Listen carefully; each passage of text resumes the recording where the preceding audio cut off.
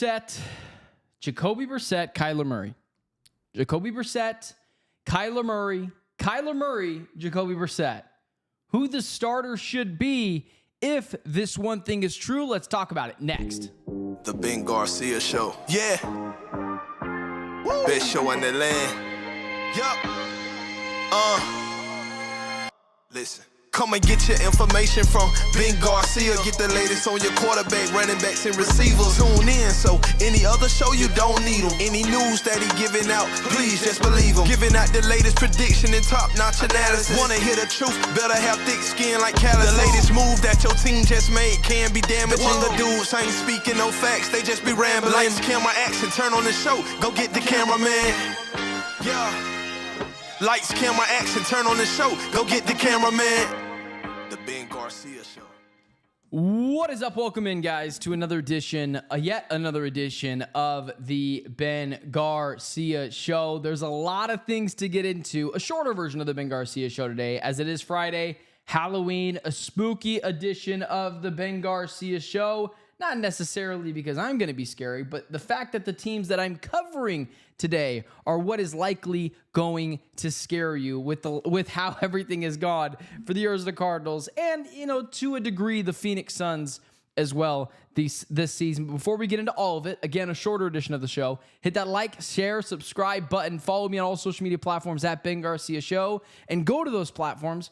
Tell me why you love me. Tell me why you hate me. Tell me why you like to take. Tell me why you hate to take. I kind of like the latter of those things. I think it's fun when people get really angry at me for a sports take because it's just sports in the end of the day, guys. You could just tell me you don't like it. It's all right. It's all good. But with that being said, everyone in the chat this morning, appreciate you guys being here. Michael, Van Heath, Jay Castle, my guy, Red Rage Dave, making his first live show. Nice, man. Dingo Flex, and my guy, Brian, who I absolutely love interacting with on social media as well. All right, guys, let's jump into it. So the Arizona Cardinals pushed their media availability for the starting quarterback this week with the media to today, meaning the Cardinals have not named a starter yet. And although Adam Schefter came out earlier this week and said, hey, Kyler Murray's making his Kyler Murray is making his comeback on Monday, the Arizona Cardinals said, nah, not so fast. There's a few different avenues you could go down with this. There's avenue one. Is Kyler Murray injured? And should he even be playing if he's still hurt? Is 85% of Kyler Murray better than 100% of Jacoby Brissett? The second thing is, maybe Kyler Murray doesn't have maybe Kyler Murray is being benched. Maybe they're just going with Jacoby Brissett over Kyler because they like what the offense looked like. A healthy scratch, if you will. And then there's the third option, that they're looking to trade Kyler Murray right now.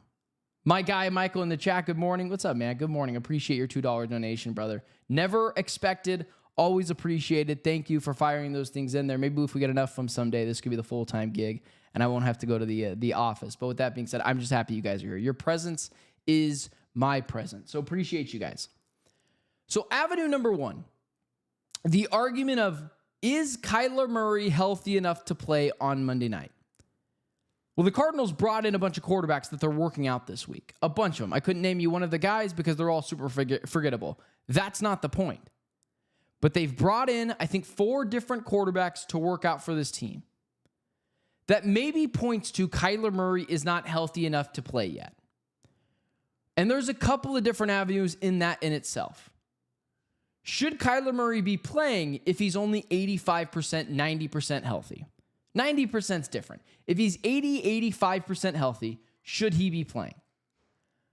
I would go with no. And here's why. 100% of Jacoby Brissett, you might prefer over 100% of Kyler Murray. Because Kyler Murray does this a lot, meaning the peaks are so high. He's evading 4 different players. He's running for 40 yards. He's juking out another. He's scoring a touchdown. And then the valleys are, but on the next possession, he throws the ball directly to the other team. With Jacoby Brissett, you don't get a lot of this, and you don't get a lot of this. And I wouldn't say you get this being right in the middle of those two things. You get a little bit of under average quarterback play. But the argument is, with this team, with this defense, with this offense, is that a better option?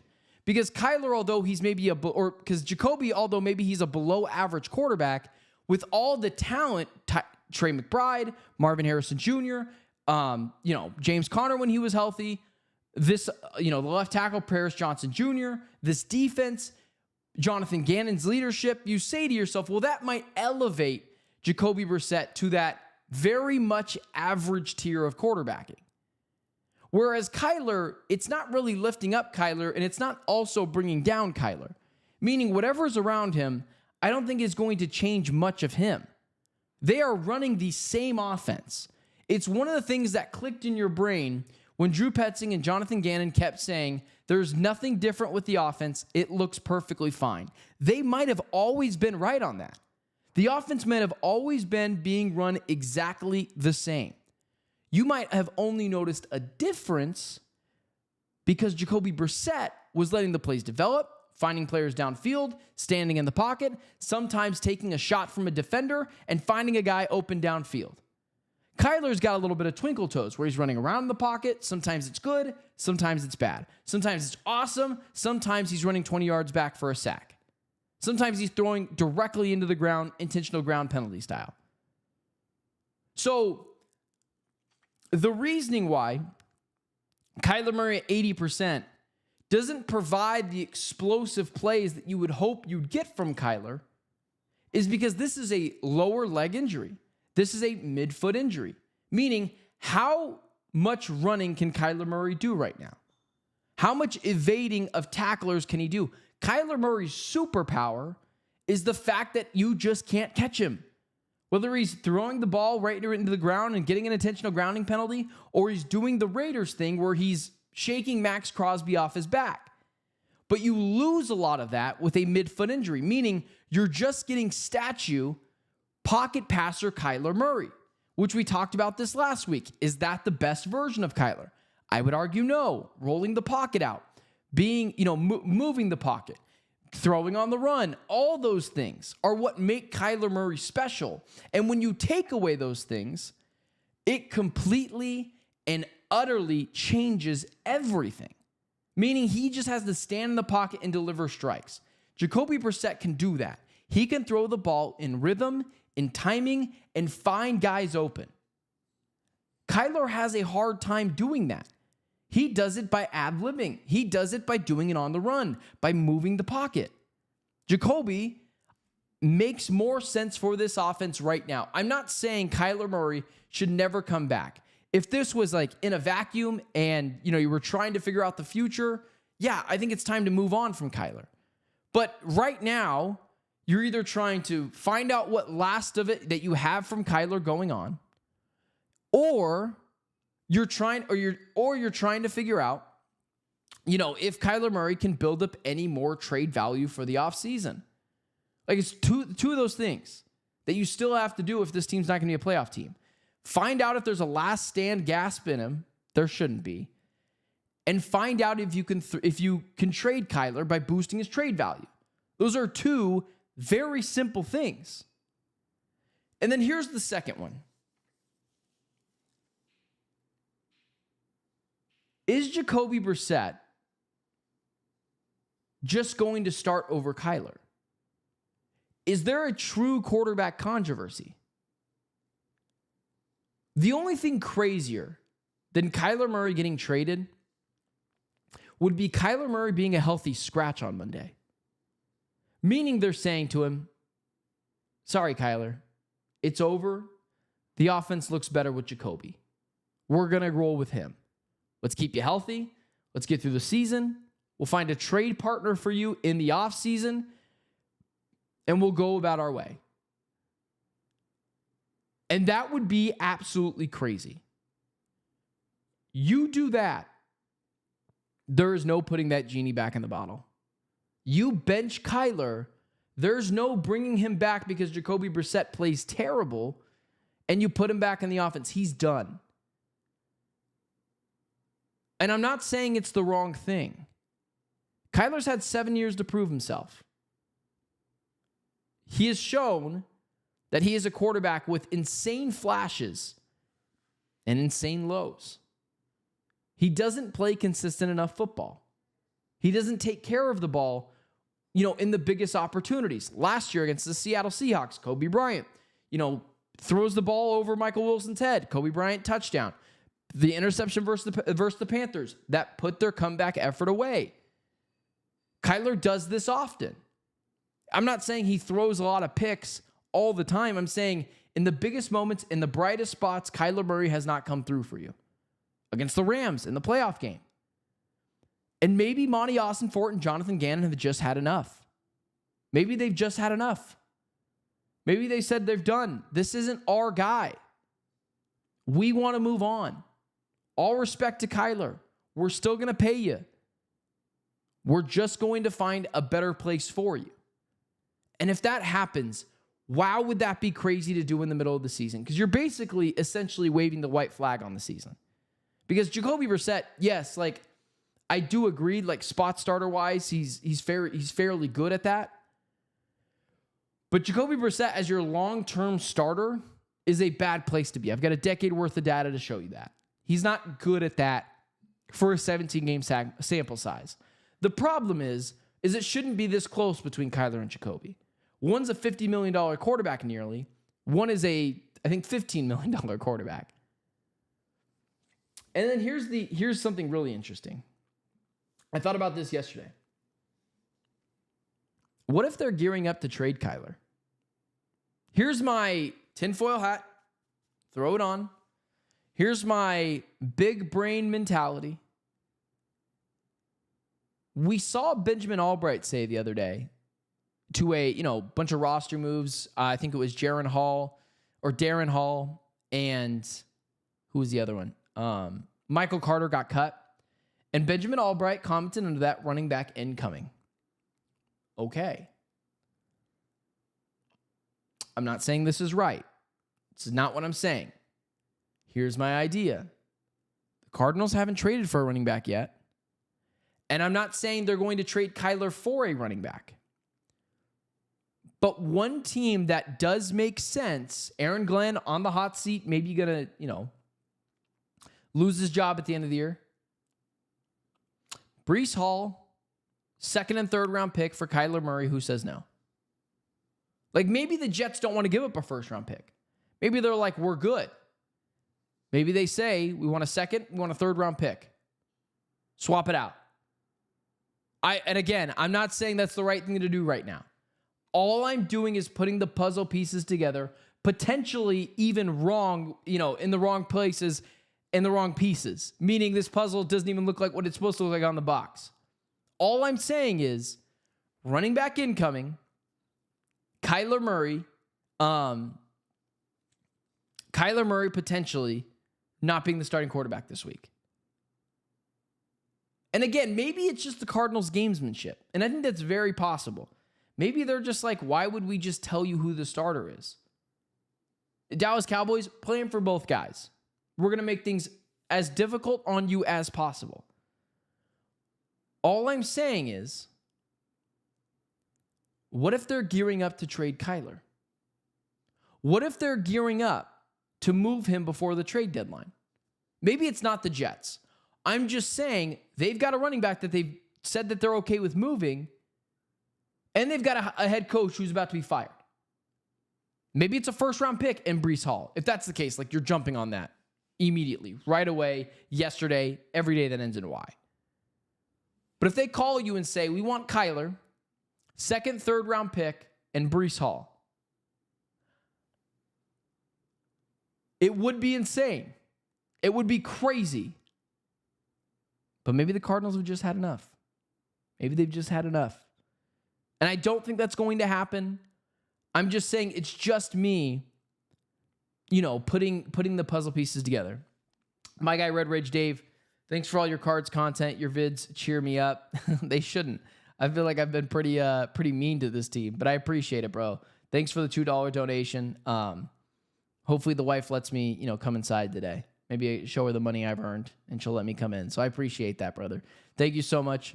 Always appreciated, never expected. Thank you.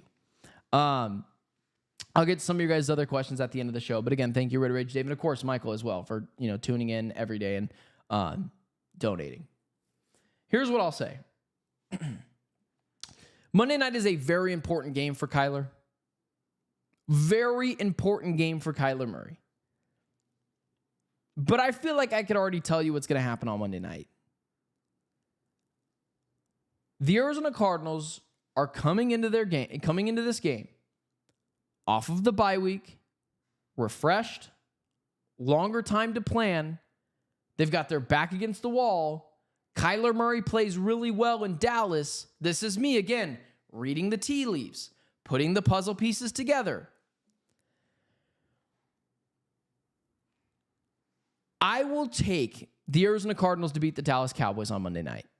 Up until yesterday,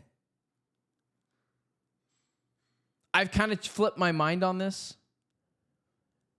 One of the things about Kyler is that he's a very inconsistent quarterback.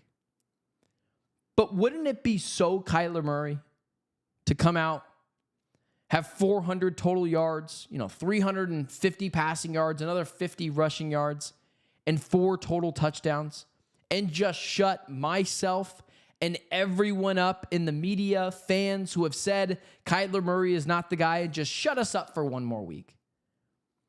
I think when you combine that, the fact that Kyler plays really well in Dallas, I don't know what it is, but he just likes playing there, never lost in Texas,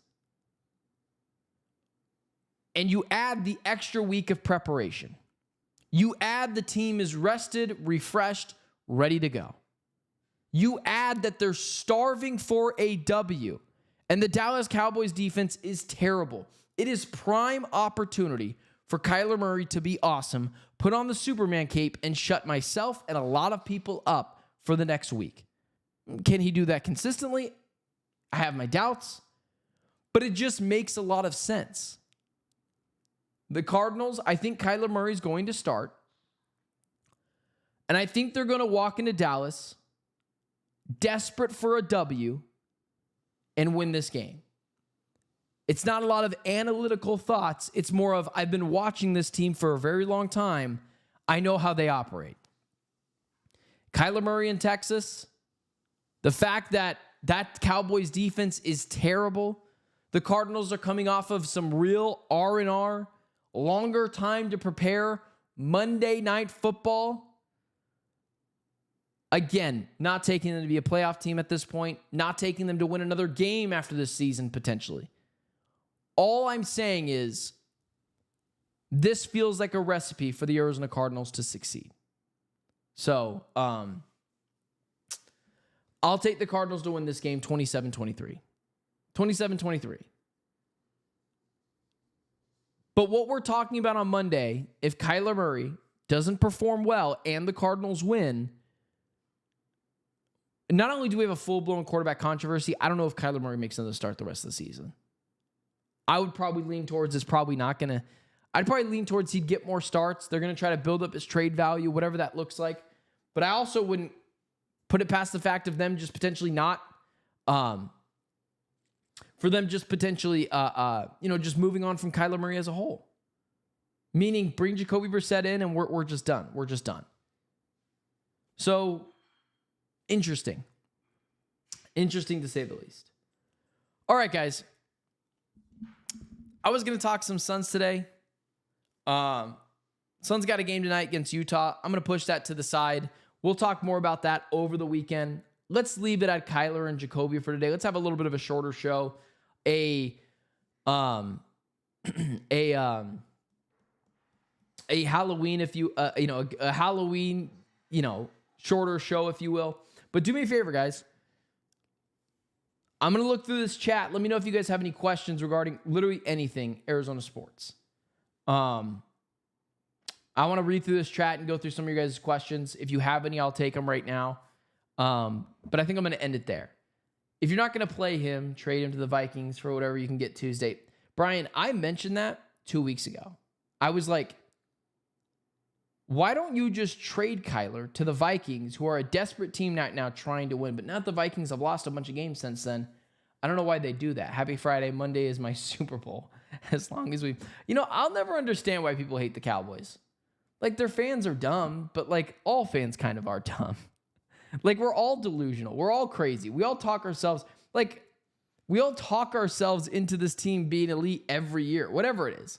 Fans or people like myself who follow teams, like I talk myself into the Cardinals being good. So like we're all kind of a little delusional, a little. Do you guys think Monty and JG are bubble wrapping Katie in order to trade him? I answered that. Possibility. Are we sure Jacoby's at 100% given the beating he took from Parsons? I mean, no one's at 100% right now. It's week 9 of the football season. But is he closer to 100% than Kyler is? That's where I would lean at that. I'd say yes. If Kyler is scared to get hit, imagine how he will react from being hurt. Maybe. Aaron, yes, I agree, but they're dumb. See what we got here. I kind of hope they lose as much as I want them to beat the Cowboys. Hopefully the loss forces change. There is something to be said that losing is just the better option for the Cardinals. Get a better draft pick. Get the guy you want in the draft. We could lose all of the rest of our games as long as we beat the Cowboys. That's so funny. Kyle needs the shotgun to prosper. I don't believe he can do that in this offense. Well, I don't think it's the shotgun that's the problem. I think it's under center that's the problem. Dallas just got their ass beat versus Denver. Super physical game. Cardinals should win regardless of... that's a good point, Brian. It's a really good point. They just played a very physical game in the altitude against the Broncos. That could play a role. Anyways, that's interesting. All right, guys. A little bit of a shorter show today. I will be back. I'm keep an eye out for my announcements on my YouTube channel. I might go live on Tuesday instead of Monday because the Cardinals game's on Monday night. So keep an eye out for that. I'll make an announcement. I'll put it on YouTube. I'll tell everyone. But we might go Tuesday, Wednesday, Friday next week instead of Monday, Wednesday, Friday. So with that being said, guys, have a heck of a Halloween. Stay safe. I will see you guys next month on Tuesday, potentially, when the Arizona Cardinals hopefully pull out a win against a hobbled Dallas Cowboys team. With that being said, guys, stay safe. Hit that like, share, subscribe button. Follow me on all social media platforms at Ben Garcia Show, and I will see you guys on Monday, maybe Tuesday. I'll make an announcement. Keep an eye out. Later.